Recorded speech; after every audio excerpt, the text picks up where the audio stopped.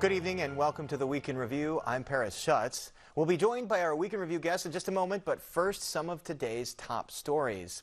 Illinois Democrats have formally submitted a request to have the state host the first-in-the-nation primary for the 2024 election. This comes as the Democratic National Committee reevaluates the traditional roles of the Iowa caucus going first, followed by the New Hampshire primary. Early primary states can sometimes have a key role in the fates of candidates in primary elections. Illinois Democrats have argued that there is no more representative state than this one when it comes to demographics in urban, rural, and suburban areas. A decision is expected sometime in early August. COVID numbers are back on the rise, and now all of Cook County, including Chicago, has moved into a new risk category. The county has gone past the threshold to move from low risk of transmission to medium risk, with case rates around 260 per 100,000 residents. Cook now joins other area counties like McHenry, Lake, DeKalb, Kendall, DuPage, Will, and Kane in medium risk territory. Chicago Public Health Commissioner Dr. Allison Arwady recommended indoor masking and congregating outside where possible. Chicago unlawfully charged some residents for failing to have their city vehicle sticker. That's according to an Illinois appellate court ruling today. The ruling comes after a lawsuit from motorists, some of whom racked up thousands of dollars in fines and late fees, only to turn out the city exceeded a state cap on ticket amounts. West Humboldt Park resident Rodney Shelton says he had to declare personal bankruptcy. I look at it as the city being predators on the taxpayers.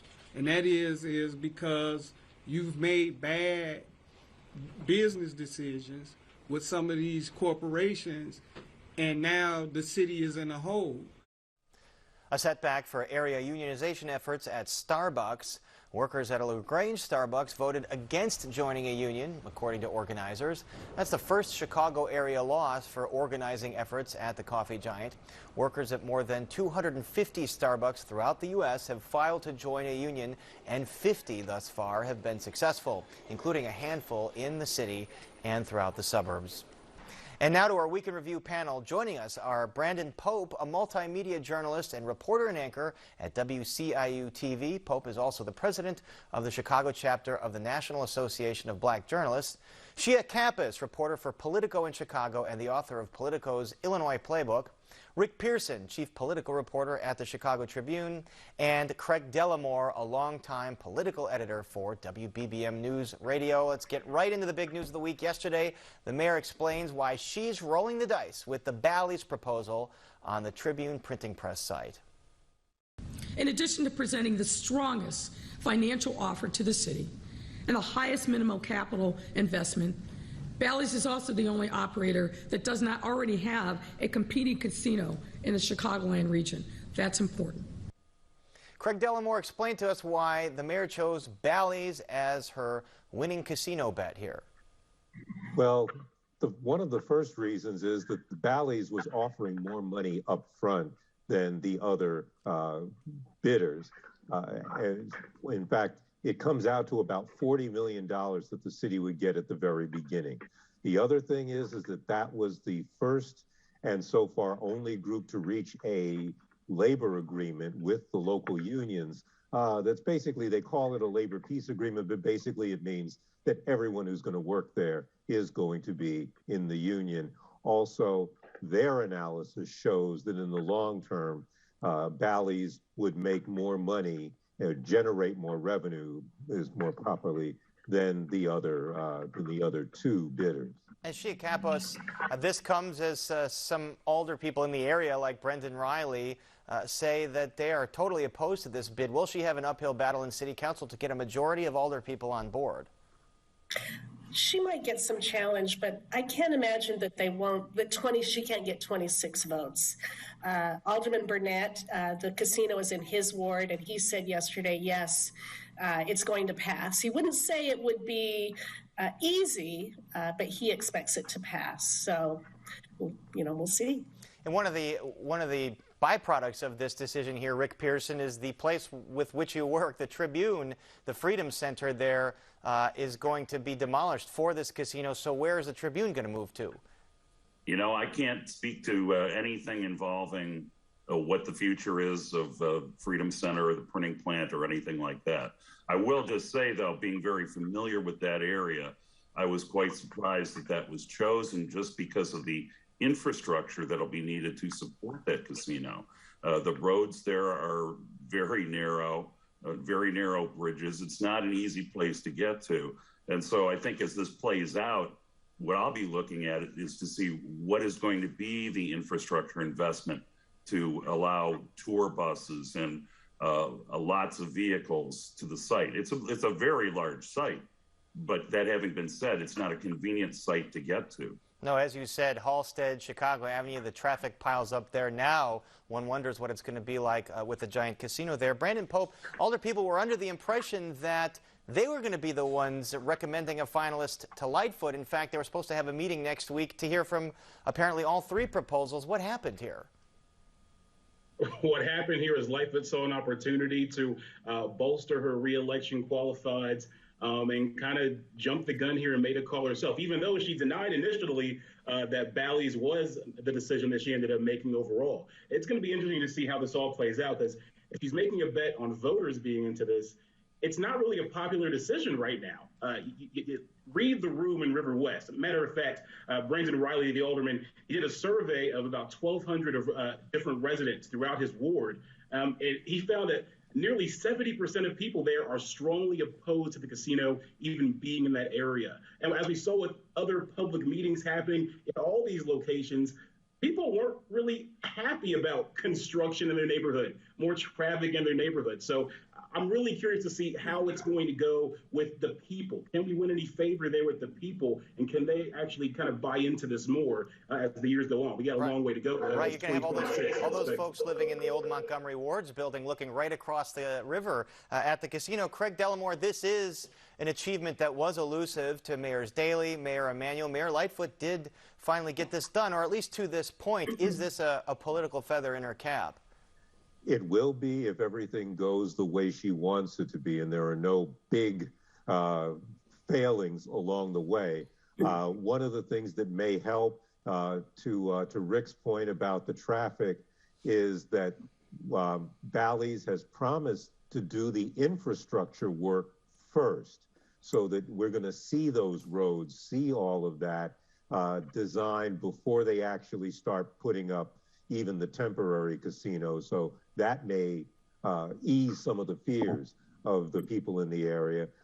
I think, and don't forget, even with the voting, the two neighboring aldermen are against it, but how strongly are the ones who live further away where it doesn't affect them? How strongly are they going to feel compelled to go against what the alderman of the ward wants to see?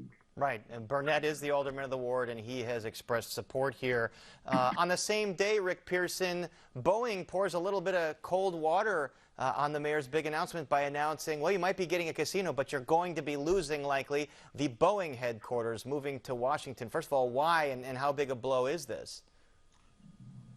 Basically, Boeing is just moving closer to where their real view of what their real business is, and that's Washington, D.C., and the ability to influence federal lawmakers and the Pentagon over the fact of their defense business. It's not so much selling passenger airliners anymore, where the bread and butter money comes from the defense business. But it's a serious blow to the city. I mean, if you remember, it was a great recruitment effort that Chicago and the state of Illinois put on to get Boeing to relocate here from Seattle.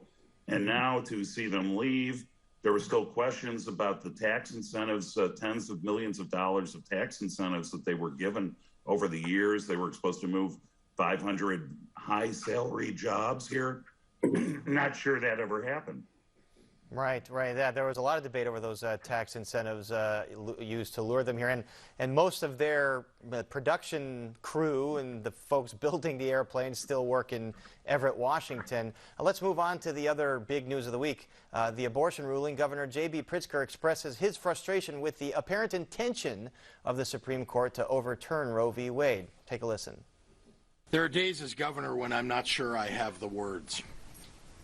But I know that there are women out there right now and right here in this room who are terrified. No matter what atrocious opinion the Supreme Court officially rolls out this summer in regards to Roe v. Wade, abortion is safe and legal in Illinois. Shia Kapos, there's certainly so many public policy implications here, but talking about the politics, Governor Pritzker was all over cable media right after this. Is he leaning into this, thinking that perhaps it's a boon to his reelection? It's a boon to his reelection and every Democrat. They're all going to lean into this. I interviewed former Governor Edgar earlier this week, who said, everything's gone now. We're not talking about crime. Democrats are going to be talking about abortion. Abortion is going to be the issue that they're going to try to latch on to for the primaries for Illinois, and then coming up in November, too. It's really going to maybe rally Democrats at a time when the midterms were going to be very difficult for them to make any headway. And now it comes to, Republicans are getting what they want. And so does that mean they will be less excited to go to they won't be as motivated because there isn't anything rallying them? And a lot made this week of Republicans like Senator Mitch McConnell talking more about the leak and being angry about that than talking about the draft ruling. We should say it's still a draft here. Brandon Pope, does this help Democrats beyond the governor in the midterms? Because as she has said, it looked like it was going to be a very big uphill battle for them to retain the House and the Senate. A lot depends on what the Democrats can actually do here.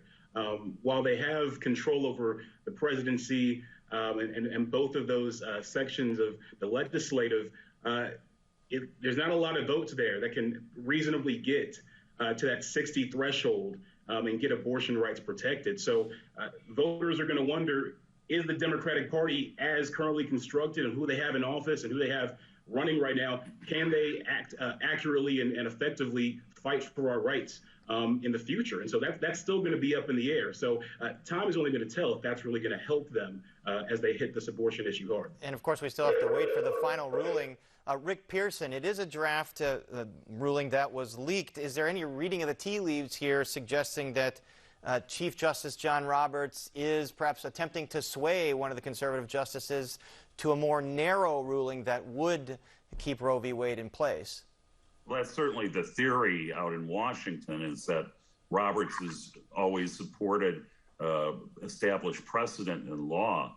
When you look at the fact that this had been something that, quite frankly, many Republicans had thought had been an issue that had been put to bed 50 years ago with Roe, and now having to relive this. And I think it's somewhat telling when you look at the responses of the Republicans in Illinois, Republicans like the state GOP chairman, Don Tracy, when overturning Roe v. Wade is part of the current Illinois Republican Party platform. No comment. You've got Richard Irvin, who is all over the airwaves and wants to be the Republican nominee for governor and says he's pro-life. No comment.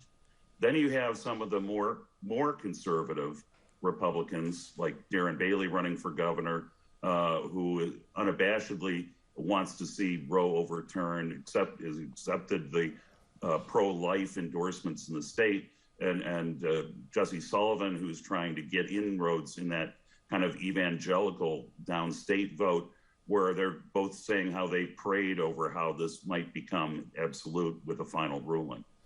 Craig Dellamore, Rick Pearson mentioned Richard Irvin there, who, according to some polling that's been out there, looked to be leading the pack. Is he in a bind here on this abortion issue, trying not to alienate moderates, which he needs, but also not alienate conservatives? That is exactly the problem for Richard Irvin. He is getting more money than he knows what to do with. He got another $25 million from his main benefactor, Griffin, but he still has to try and walk that line, as you say, and play both sides. That is going to be difficult for him, but what he has done so far is simply existed on his commercials and not on interviews. Richard Irvin has not done any real individual interviews since maybe the week or two after his launch. That is a strategy. And we are seeing that play out. And can he do it on only fancy commercials?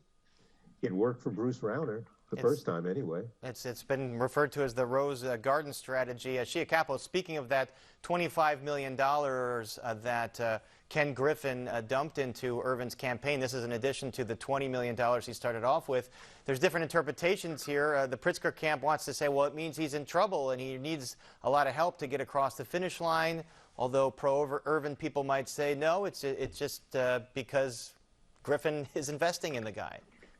Where's the reality? Well, yeah, Rick had a really good line in his story today about that, saying, and he's right, Ken Griffin isn't going to invest in something that he doesn't think is worth investing in. So he must think that Irvin is doing well enough and can beat and can win the primary and maybe beat Pritzker. There are polls out there that suggest apparently that Bally is doing well against Irvin, and and Bailey's getting a few million here and there from Dick Uihlein, another billionaire. So maybe if Bally gets more money, we'll see more. I don't know. Maybe it'll get more competitive before the primary. We've got like 8 weeks. Well, certainly a money arms race here. I'll bring back Rick Pearson. Rick, we here at WTTW have reported about a pattern in Aurora of Mayor Irvin accepting big-time campaign contributions from contractors with the city that got tens of millions in incentives and contracts. Is this investment here a sign that Griffin just doesn't care about that?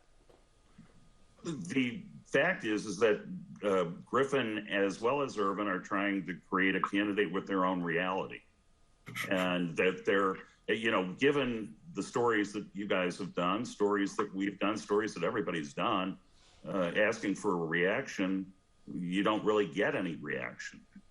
It's as if they're just going to plow ahead with their own script and do things as the way they see it and believe that people are just going to accept what they see in the TV ads as reality. Well, not everything on TV is reality TV these days. And some of those ads that they're offering are trying to peg Bally as a liberal, which is kind of funny. Some of those ads are really confusing because, if you follow him, Bally's about as conservative as they get, yet he's tied to having voted for Obama. And Irvin is really using that in those ads to paint his own idea. Certainly a lot of dark money groups out there, a group fronted by Dan Proft, who is very close with Uihlein and Bally out there. The attacks fly every which way.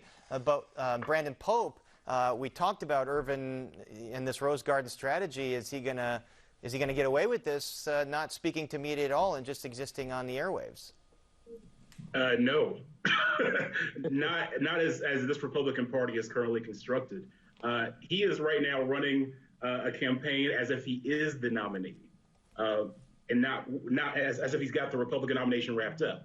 The voters downstate aren't going to go for a lot of the things he's pushing. They're not going to go for a lot of his record. A lot of Darren Bailey's attacks and his opponent's attacks, they're working according to a lot of polling we're seeing out there. So he's got an uphill battle to win the nomination, while right now he's acting on the airwaves like he has won the nomination. All right. Well, on the other side, we got news this week, an audit of the Pritzker administration's neglect at the LaSalle Veterans Home. Craig Delamore, a long time ago, Pritzker fired the head of the VA, Linda Chapala-Villa. Is that the end of the fallout here, or is there a lot of damage in this audit which said that this should not have happened, the rate of death that happened because of COVID at that nursing home? I think there's still more fallout to come because she was the Veterans Affairs person, but what this audit showed was that there were failings within the health department, that health department officials themselves were not taking things as seriously, did not go to the home, frankly, until they found out how upset the governor was about whether or not they had a handle on it. So this is an administration failure, not just a VA failure, not just the staff at the home failure. And that is going to, frankly, stick with this issue and keep us focused on it. But on the other hand, there's a time distance. That happened, some time ago. people won't forget, but how the health department got through the rest of COVID may save their reputations at least a bit. Well, Rick Pearson, I mean, we heard folks that lost their loved ones because of this. Where does the buck stop here? Well, the buck definitely stops with the administration. And there's a couple of factors here, too, is that, Pritzker in April of 2021 ordered an inspector general to look into things. Now you have the Auditor General's report, which basically repudiates a lot of the findings of the inspector general by placing all the blame on Veterans Affairs and not looking and not addressing and not being wider in scope, but looking at the public health department. One of the things Pritzker said was, well, and here is one of the factors, the Department of Public Health did not show up at this veterans home until 11 days after the outbreak began.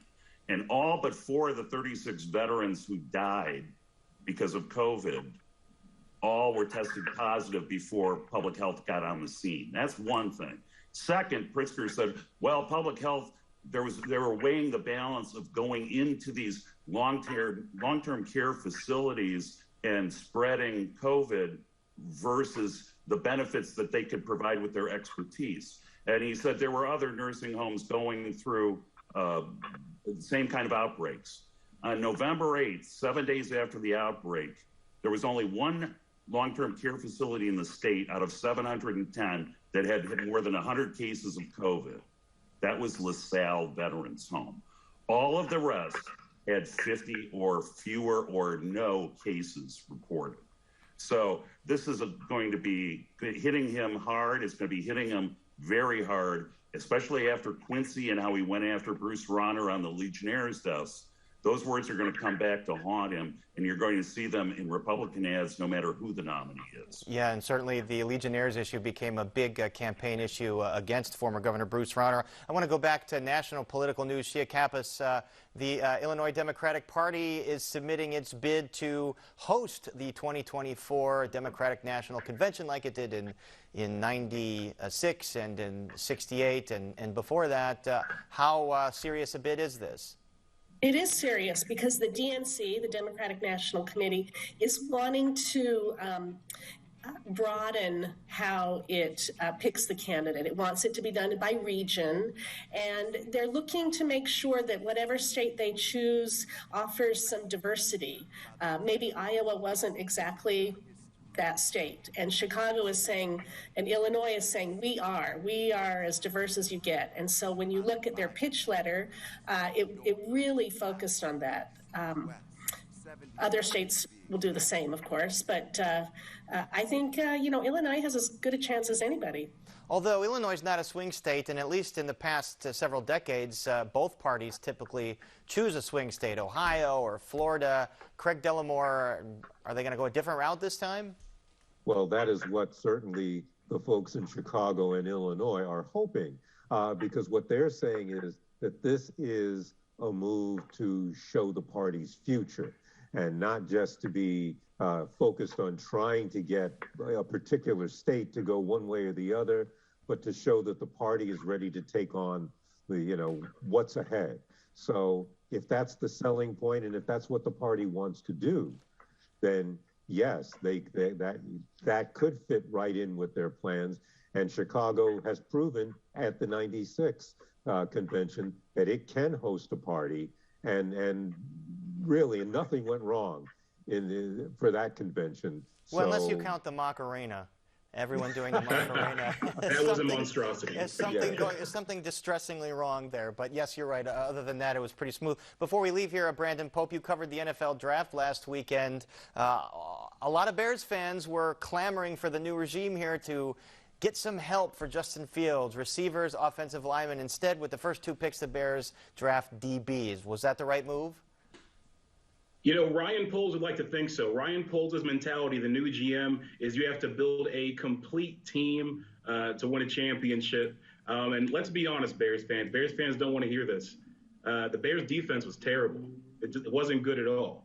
So drafting Kyler Gordon, 2nd overall, a cornerback in college who didn't allow 1 touchdown in any of his career starts, is a big upgrade. The day 1 starter right there. Drafting a safety and then drafting another receiver in the third round. You got some good corner pieces right there. Plus, you beefed up the offensive line and defensive line. So, Chicago, the Bears may have not got a casino near Soldier Field like they wanted to, but they're getting 11 new rookies from 6 picks. He flipped 6 picks to 11 rookies. That's pretty sweet right there. And it's a work in progress there with the Bears as the casino bid is. And we're out of time, so our thanks to Brandon Pope, Shia Kappas, Rick Pearson, and Craig Dellamore. And that is our show for this Friday night. Don't forget you can get Chicago Tonight and the Week in Review streamed on Facebook, YouTube, and our website, WTTW.com/news. And be sure to join us tomorrow night at 6 for Chicago Tonight Latino Voices. And then immediately after that, Chicago Tonight Black Voices at 6:30. And then we're back at 7 o'clock all next week. And now for the Week in Review, I'm Paris Schutz. Thank you so much for watching. Stay healthy and safe, and have a great weekend.